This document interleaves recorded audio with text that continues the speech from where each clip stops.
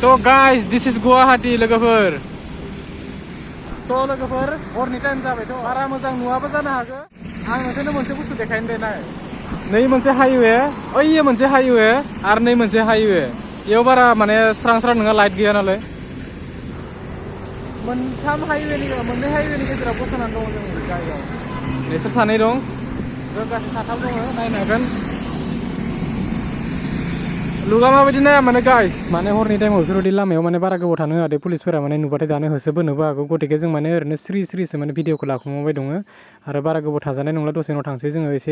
365 news channel ज' नायनो हागोन एसे गारि मटरनि बिराद होंगो दोंगो दे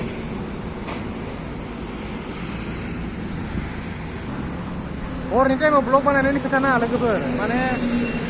बारा टाइम मोनाखै माने साननैसो ब्लग बानायनो ओमफ्राय माने आङो सेस्था खालामगोन सानफ्रामबो ब्लग आपल'ड खालामबाय थानो थाखाय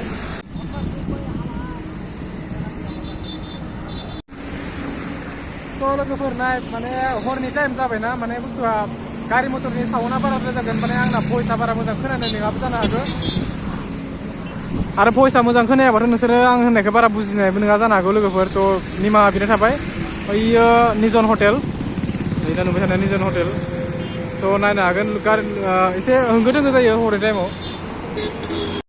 टाउन नायनो थाखायनो माने गारि मटरा बिराद थांलाय फैलाय होंगो दोंगो आरो माने जोंबो दसे माने खामानिखौ फोजोबखांनायनि उनाव इयाव माने दसे बेरायनो फैदोंमोन आरो नायबाय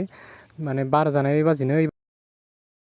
दसे ओरैनो रुमाव आला खाला मोननायखाय ओरैनो फैबाय आरो बेरायनो दा हरनि खमसे खम 7टा 7:30सो जाबाय टाइमा जों दहायनो फैनो नागिरदोंमोन ओमफ्राय दुगैनायाव एसे गोबाव जाबोबाय